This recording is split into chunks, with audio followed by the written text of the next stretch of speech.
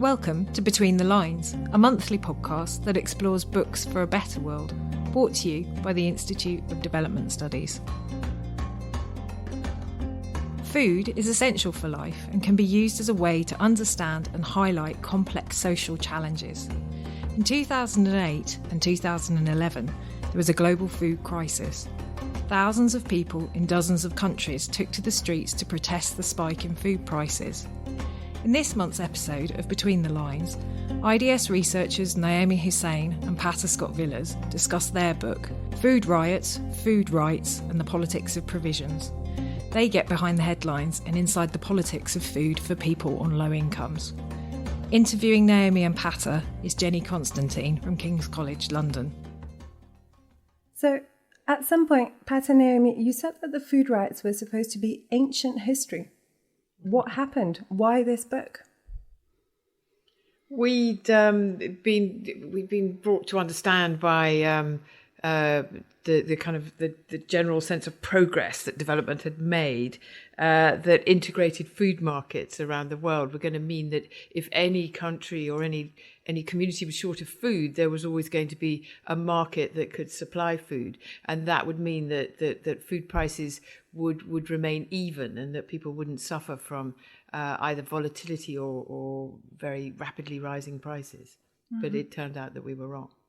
I don't know that we were wrong, but the people who thought that the integration of global food markets would mean the end of these sorts of crises. I mean, look again also at all the famines that have happened around the world in the last 2 years, 40 million people facing famine.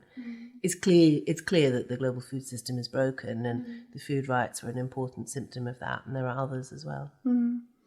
Yeah, so the sort of link, I suppose, with the Arab uprisings as well was something that brought this to the fore, now in terms of people understanding that there were food riots in all these countries. Suddenly this was on the telly, right?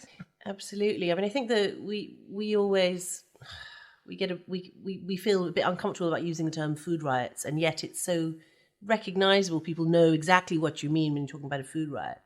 But actually, the Arab uprisings, I think they're a really good example of how the term is really misleading, because certainly those were triggered by issues like the price of bread, the withdrawal of subsidies for bread. But they were about many, many more things than food. Food is a kind of what would you say? It's like an amplifier. It's a source of moral concern that lots of political concerns radiate out from, I think. Yes, it's one of the groundings for this book we're talking about, which is that food is one of the essentials of life, and there are several others. There's shelter, there's fuel, there's care, and there are times when it can appear that a sudden rise in the price or loss of access to something of that level of importance to so many people can trigger these responses, these protests, which could be riotous, could be violent, could be large numbers of the population behaving politically in ways that the politicians would rather they didn't. And it's often called the sort of rumble of the belly, but in effect, what you'll find is it's what we're calling the politics of provisions, in which people are turning to their government and saying, you are no longer providing us with the opportunities to access the absolute essentials in life, and that's what governments are for.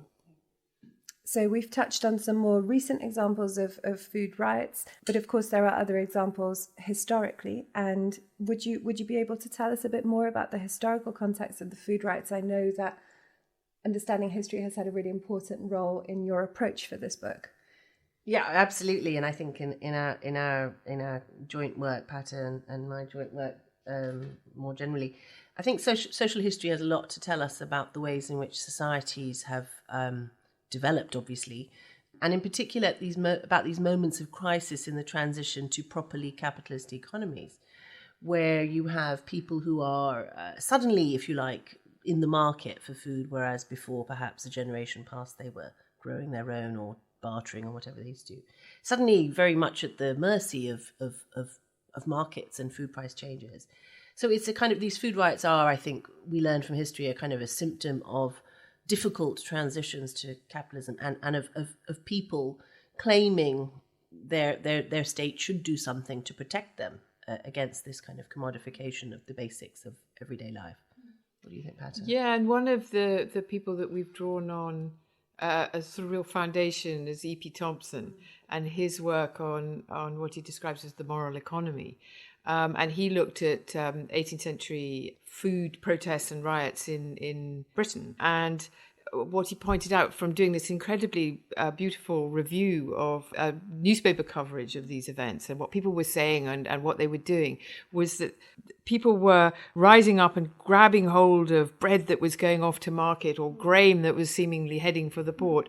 And what they were doing was they were arguing that the market was being allowed to remove what was theirs by ancient right. And this sense of a moral economy was an agreement between an unspoken agreement between the people and the state, whereby the state did not allow the market to become too rapacious, to be able to remove from under their very noses the food they relied on to survive. And I think that marks also a real shift where, if you like, the downtrodden or the people who had experienced hunger, and we see this nowadays in the UK, are somehow dismissed. So there it is, hunger or food insecurity or whatever you might call it. It exists. It's just one of those things. And the poor will always be with us. It. Yeah. You gloss over it, you accept it, and you sort of move on. It's one of those things that you ignore. So I think what you've described is a real shift in how people understood their relationship. But it's also, it's very importantly, it's a critique of the market. It's a critique of the way the market works and its kind of failure to protect basic subsistence. And it's also a critique, therefore, of political power and how that allows or doesn't allow people to get on with everyday life. Should mention one other historian who's been really important for us is John Bowstead, who, in fact, although he did debate with E.P. Thompson back in the day, we were lucky enough to get him a little bit involved with our work, and he wrote a really rather brilliant piece on the politics of provisions that's in the Journal of Peasant Studies, which people will want to look at, which looks at food riots over history, including the 2008-2011 episodes. So John Bowstead is somebody who's been very important for our work as well. Absolutely. So in writing the book, is there something that really, stuck out, something that surprised you? Yeah. I think the thing that people can be all of us can be quite dismissive of these sorts of protests. People think, oh, it's just, it's hungry, angry people jumping up and down. It's just never that. It takes a lot to make a protest, to make a kind of riot. I think that really the thing that surprised me now, and even now when I say it, it still surprises me, is that food riots seem to work. Not all of them, of course. We only ever hear about the ones that work. If it gets to the newspapers, then it's a sign it's already working in some way. Not necessarily to improve nutrition or to make things better, but they have a kind of political impact. Always, don't you find? If they get to a scale where they're visible in the newspapers, to the elites, then they've already done their work. And this, I think, was really surprising to me. It still surprises me now when I think about it. Yeah, and I guess what's also important is we learnt, we did all these studies in different countries, and in each country there was a different form of protest and riot, and in each country there was a different form of political response. And what I hadn't understood prior to doing this study was that the relationship between the political system, the way of rioting and protesting for the masses, for the people on very low incomes and so on, and the kinds of response were all sort of intimately associated with one another, and they'd built up over time. So in Mozambique, you had a particular kind of blast of fury, followed by what the author of the relevant chapter called authoritarian responsiveness, where they come through with responses, but at the same time with a very heavy hand. Whereas in other places like India, you had riots in different places. You had all sorts of really very ruly work going on in the Supreme Court, and you had a kind of system-wide response. And I suppose for me it was surprising that you understand that the riots are part of a political system. They're not just an outlier thing. No, and they're accepted as such, I think, by the powers that be. So I was in Mozambique at that particular point in time, and I remember, first of all, in Maputo, the streets being empty after the riots had quietened down and the police had sort of come in, and it was eerie. The city was very, very quiet. But then, fast forward a few days forward, I used to work for the World Food Programme, and I remember the government called in the heads of all the UN agencies and said, right, how do we deal with this? How do we fix this? And if you think of, because one of my questions to you was, what difference did the protest make? Well, if you think of this relationship between a mass of people who often don't have much of a voice or aren't heard, and suddenly the government go, oh dear, how do we deal with this? For perhaps all the wrong reasons, but nonetheless, I suppose it brings about this kind of responsiveness that you might not get otherwise.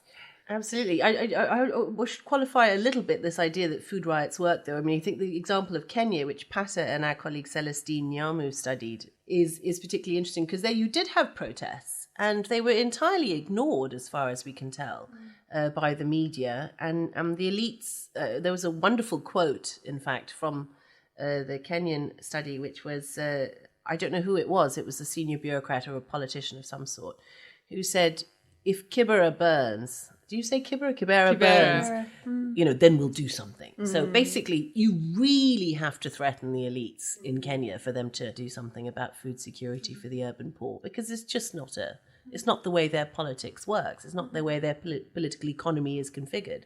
But in most of these other places, it was configured in the way that you say. The elite suddenly thought, oh, goddamn, we've got to do something about this. I suppose it's also the visibility of it. You had mentioned this issue of the sort of critical, one of the critical mechanisms in this being the transition from agrarian to modern economies, and the issue with a real growing dependence on food markets by urban people. Would you be able to talk a little bit more about that in terms of how people are able to manage their food supply, and this sort of shift from, as you were saying before, growing your own food to suddenly being really dependent on a market and not always being able to manage how you interact with that market if you're on a low income, etc. Yeah, I think there's when you're growing your own food, back in the original days, that really was you and your community, and everybody's working together as much as they do to make that work. And when things go wrong, people help one another and so on. And then you get transitions. You do become dependent, for example, on fertilizer supplies, which is provided certainly in many places across the world by governments through sort of subsidy programs. But somehow that still is a different form of kind of dependence on the state to respond to you than when you become part of the market, where you're buying your literally everyday food is coming from the market. It then seems something that's really out of your control. You can't stop the prices from going up. You can't tell what they're going to do. And as such, I think it creates this whole new sense of insecurity. And at the same time, one of the things we were learning from people is that it also creates this sense of, well, look, I'm doing my bit. I'm working hard and I'm raising, some cash, and I'm coming to the market and I'm trying to buy something and I can't find it or I can't afford it. So a sense of righteousness, of, this is not right. Something has gone astray here or gone awry here. Yeah, absolutely. You're working your socks off and still can't afford the basics for your family. It's a moment of absolute outrage for many people when they realise that prices have gone out of the. But I should just say on this issue of people buying rather than growing their own food. I mean, at the time of the 2007-2008 food crisis, the World Bankers crunched the numbers and concluded that the majority of the poor are in fact net food buyers.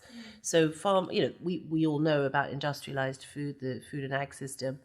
Increasingly, people who grow food are not our kind of stereotypical small farmer, but they are big farmers and or industrial farms, and the majority of the rural poor are in fact net food buyers. So this is not just an urban issue, even though the riots are urban. The riots are never rural. The riots are always urban.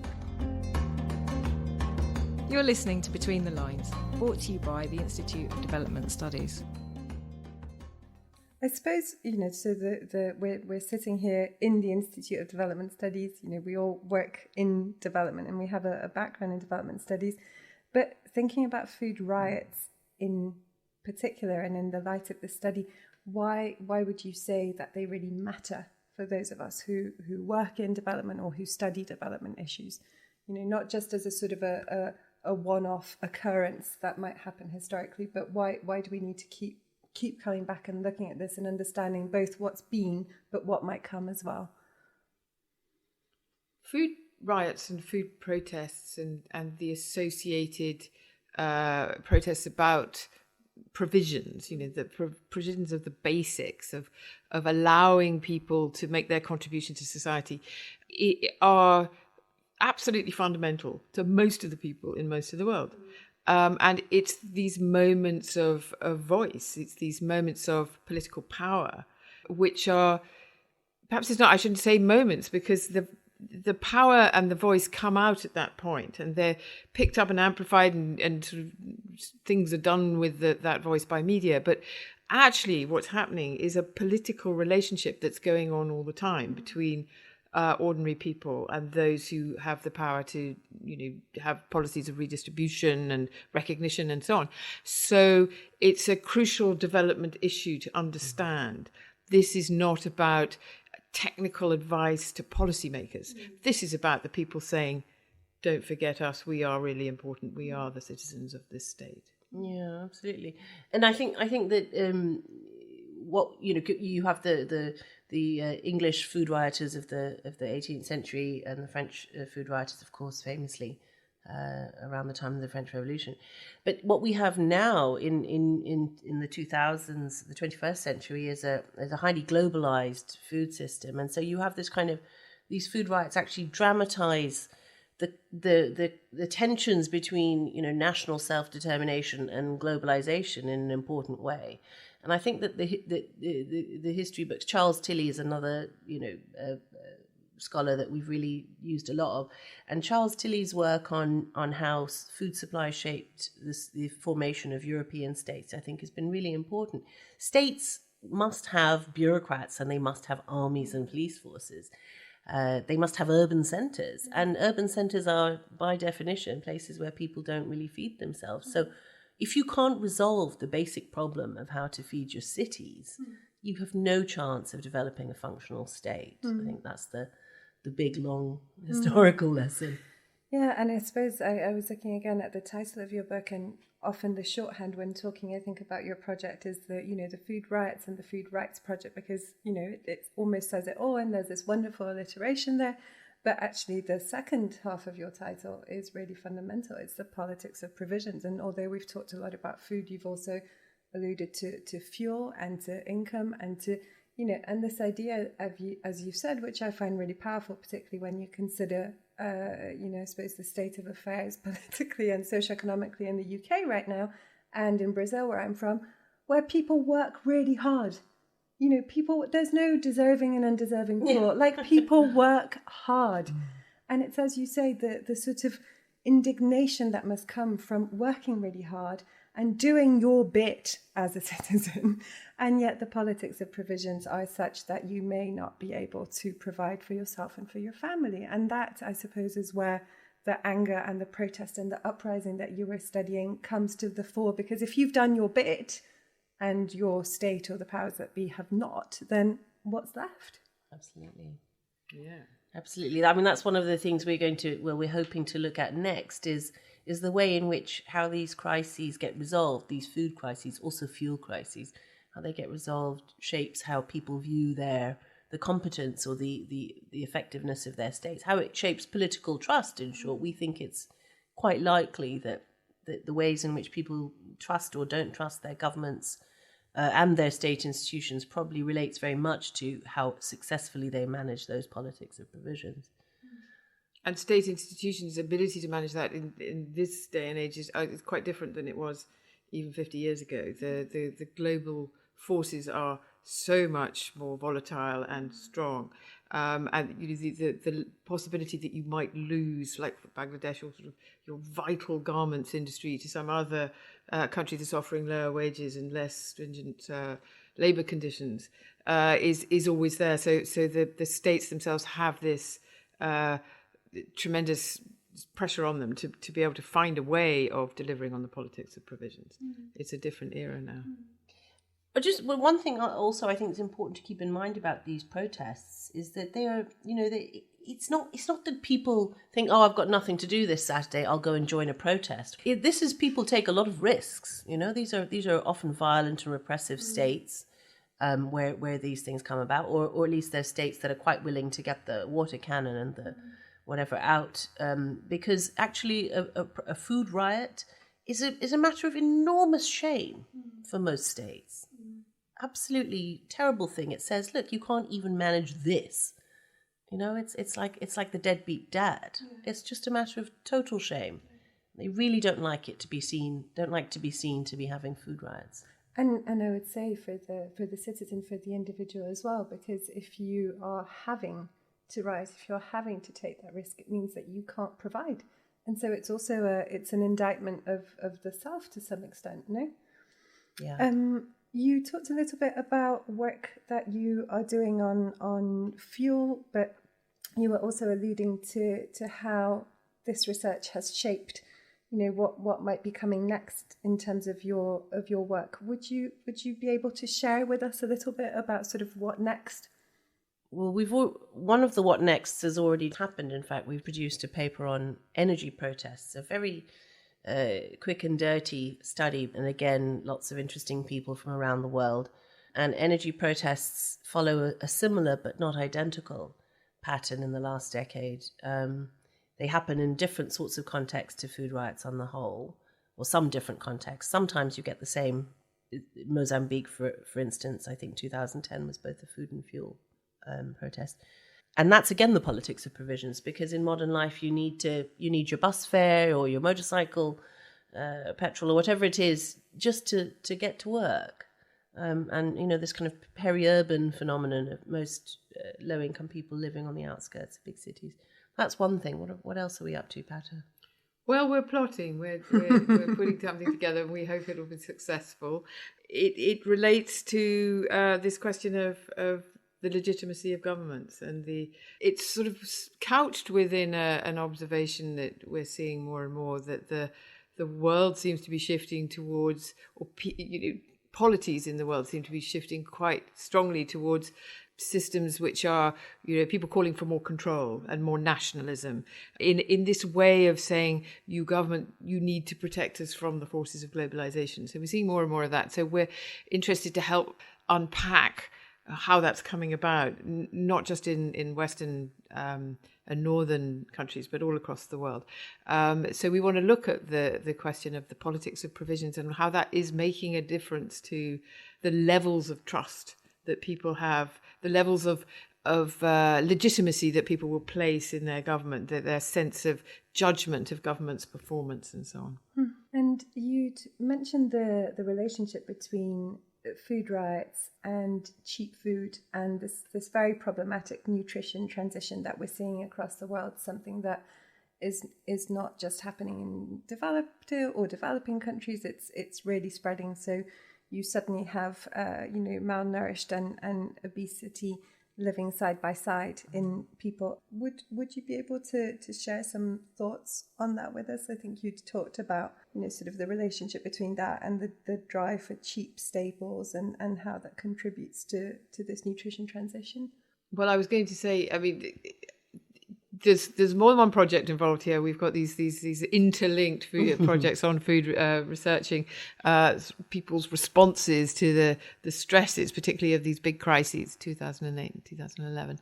And in this sort of parallel project, which was the Life in the Time of Food Price Volatility project, where we visited households in multiple communities across the world, repeated years, and we asked them, what are you doing and how are you coping?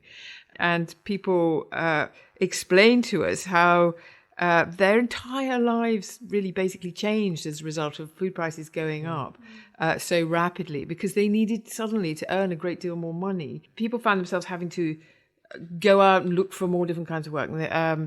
They're often migrating, they're moving to town, or they're moving into smaller places to live. And what happens is their whole lives changed. They had less time. They were therefore finding themselves sort of unable to do the kind of cooking that they might have once been able to do.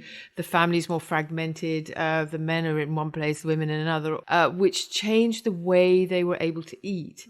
And what people told us was that they were grabbing fast food essentially on the street, and other people who are looking for a way to make a living and to make some income were setting up little kiosks selling fast fried food. And so you've got this complete shift in so many people's diets, which led us to understand that the possibility of becoming obese and becoming malnourished in that different way, where you've got the calories but you haven't got the micronutrients, was coming about not because people were being self-indulgent, but actually because they were working harder.